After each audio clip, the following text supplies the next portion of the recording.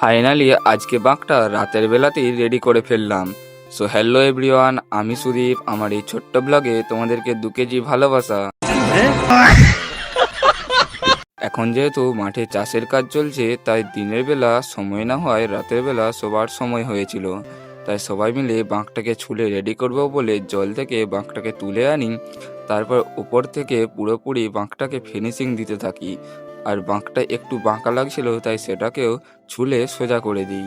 চুলাচুলি করে বাঁকটা রেডি হওয়ার পর বাঁকটা কেমন মজবুত হয়েছে সেটাই চেক করছিলাম। প্রথমে তো দুজনকে দুদিকে ঝুলিয়ে চেক করছিলাম।